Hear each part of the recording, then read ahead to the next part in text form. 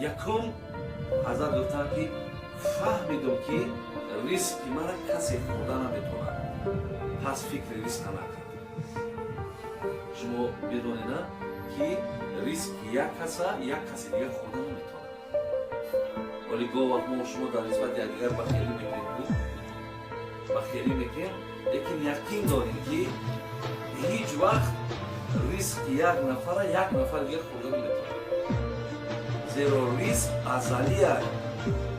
شما وقتی که 4 ماه در شکم مادر تو بودین، همونجا الله مهربان معین کرد، همونجا معین شدگی ریسک بود.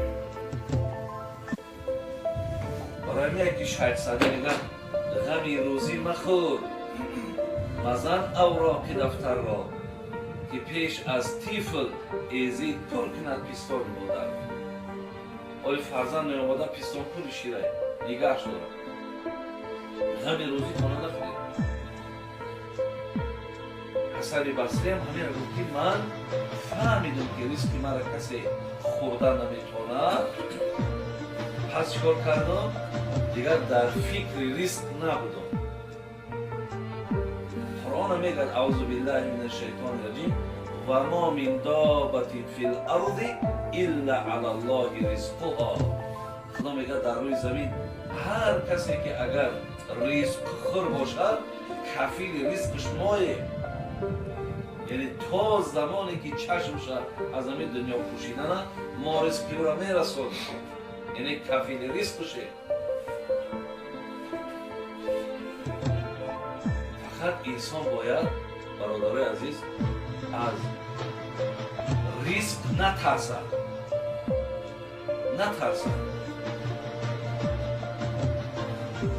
حتی بینید میگه یدخل الجنة اقوام، پیغمبر میگه افئدتهم مثل افئدة الطیر، داخل جنت میشود کسانی که دلهاشون مثل دل پرنده باشد. گفتن چیه حضرت؟ گفتن کسی دلش رنگ دل پرنده باشد. و معناش میگه یعنی المتوکلون، پرنده ها میگه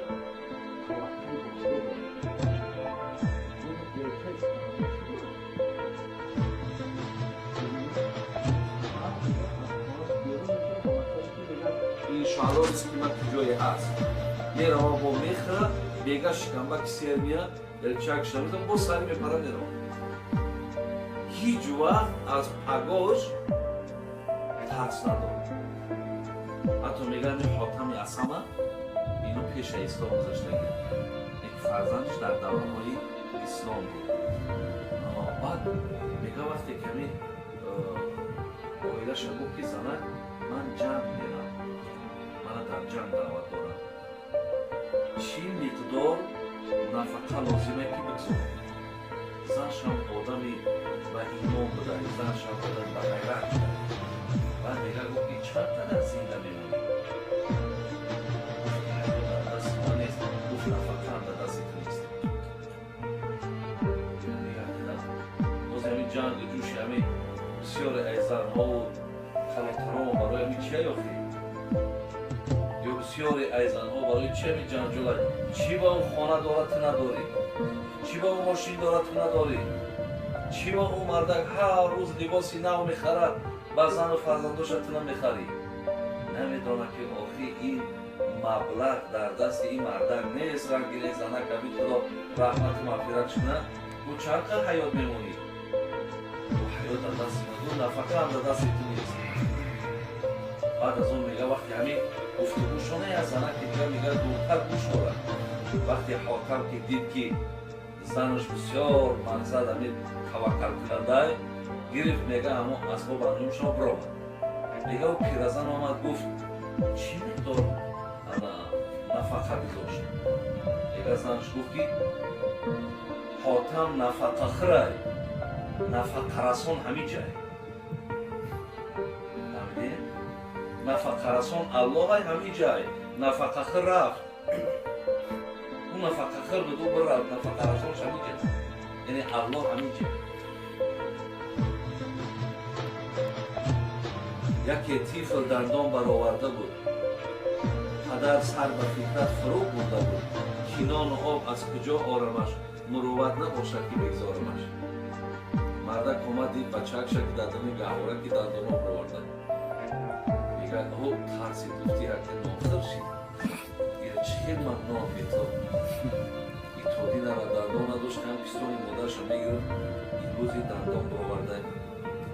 میگه بگو مروت نباشد که بگذارم چون خیرم نانم نتیم نمیشه آبا.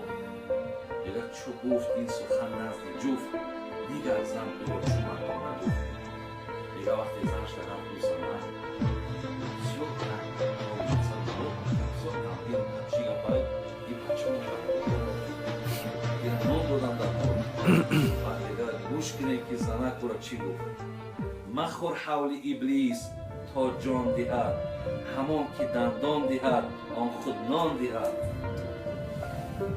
گفت چی تو میترسه مردک بغیرت؟ آخه همون ذاتی که دندان شب را آورده او را ریزش معین کرد که همون ریزش میتن تو وسواس شیطان در نره. یکی گربه بر در زال بود که برگشته ایام و بدحال بود. روان شد بر میمان سرای امیر غلامان سلطان زدندش به تیر. یک گربه هم طریب سیاه نوشکر بده خونه که کمپیر در زندگی میکنه. این کمپیر کمبغل هیچ نیست. نه یکان سیره نه گوشت نه یکان نانی ملایم همین دنیل چند بسی که روش میبراید به تپی میخریش سیاه دیر شگیری بعد گفت همین گوشه در یک بوی گفت همونجا برید خیروز یکان چی دایی رو کنیم یکان چه که با منظری با معنی بخریم او اینجا ناشکری کرده کرد در ریسک قناعت نکرد و میگه رفت خانه پوچو را که دو تلیفون پوچو بسیار دیگه میگه غلامان سلطان زدندش با تیر. دیدن که بیگانه یک تیرش زدن برون جست خون از تنش میچکید. همه گفت از حول جان میدوید. بعد تنها که پولی خون شید بعد همه میدوید ره دو طرف خانه کمپیر میگه همه گربه یک گپ میگفت اگر جستم از دست این تیر زن من و موش و ویرانه پیرزن. اگر همینجا صحت سلامت خدا ببرم اگه یک خطا کردم یک ناموسا قدمی نادرست ماندم همینجا صحت سلامت برم اصلا دیگه همین خانه کمپیر بیرون نمیکنم. همون چیزی را که همین رزقی من مقدر کرد همون در قناعت خلاص. برادر عزیز گفت ریسک فهمیدم که کسی خورده نمیتونه آرام شد. دوم دانستم که خداوند دایی مرا میدیده است پس از هر کرده خودم حیا میکردم. علم یعلم بان الله یرا. قرآن میگه آیا میدونی که من شما را میبینم؟ یعنی ما را الله میبینه. الها قالی غزل خانگاهی هر جنایتی میکنی بکن ولی بدان که خدا میدونه.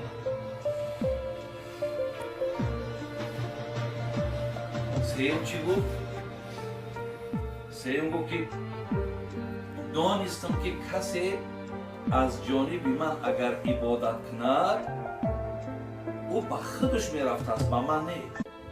یعنی عبادت یک نفر یک تای دیگر یک تای نفر دیگر درسته یک کسی تانی من نماز بخواند نمیشه یک کسی دیگر تانی من زکات بده نمیشه. برای همین دانستم که عبادت های کسی دیگر در نامه اعمال من که نویسنده نمیشده است خودم عبادت میکنم. چهارم گفت که دانستم که پایان عمر مرگ است برای خانه قبر روز قیامتم توشه قیامتی جمع. گفت با همین چهار چیزی که برای شما رسانیدم همین پایه های زندگی من با همین عقیده زندگی کردم الحمدلله رب العالمین که چی شدم با همین درجه و با همین مقام و منزلت رسیدم.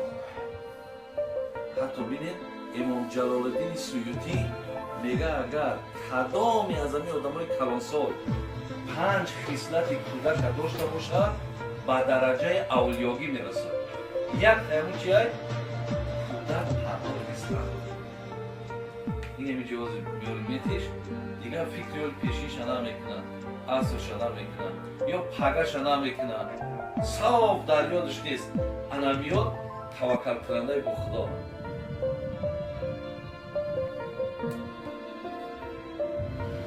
اما شجاع کرمانی را یک بار میگم پادشاه بود، میگه دختری بسیار خوب داشت. بعد میگه در همین داماد یافتن پرابلم داشت. بعد میگه خودش آمد یک مسجد در آمد که یک بچه کردی بسیار زیبایی بودن میکنن. گفت هر آینه بودن پاسای بسیار بچه انشاءالله با توفیق های بود کرد. بعد گفت که سلام کردن، حضرت کرد سلام کردن.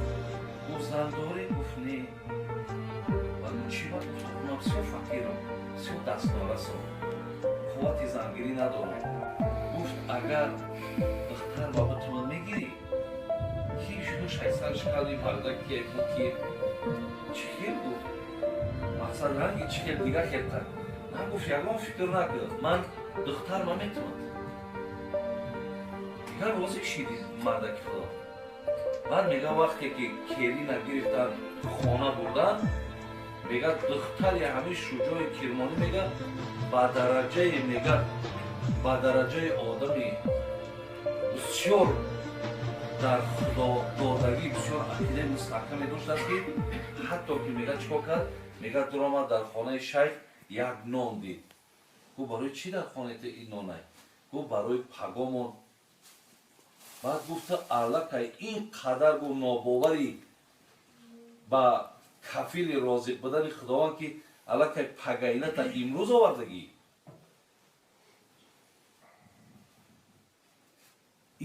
این چیزهایی هستن برادرها که فقط در ذهن همون زنهای همون زمانه و مردهای همون زمانه بود. زیلیاز اگر ما هم در همین 4 چیزی که حضرت پایه‌گذاری کرده از حیات خودش اگر از اینا ما و شما عبرت بگیریم انشاءالله برای ما و شما خدا پر خیر دنیا و آخرت میرسد. الله قیمت‌های همه اونا با خیر کنند، اونهای ما و شما رو با سلامت نگه دارند و اون پایه‌گذاری‌هایی که در زندگی حضرت امام حسن بصری بود خدای مهربان برای ما و شما توفیق دهد تا پیروی از این بنده خوب خدا کنیم. باز هم همه ما و شما رو خداوند در پناه رحمت و عصمتش نگه دارد. حضرت اومدن دیگه مخفی رفتن در که خیلی ما رو جواب بتنو بریم اکه با میخریم اکه همه صحبت بود با برادرای نگاه دارن اکه گرافیک مون یک کاری کنیم حاجی جان یاد در خیلی که ما در پیش حضرت بخشیش رخصت درزوش بود همه اومدن در پیش ماشین استودن اکه 20 دقیقه میشد وقت ما گذر با او برادرها نگاه کردن که همونای ما خوردیم الحمدلله 5 قدم به برکت حاجی بود الحمدلله خونتون اومد ما خوردگی ما 100% بودیم انشالله خیلی بشینیم شما تمام کنیم بله بخشیش کجا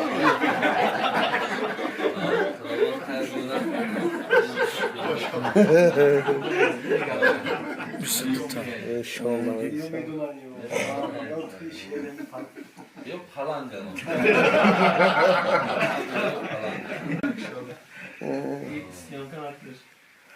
Pasa. اگر نه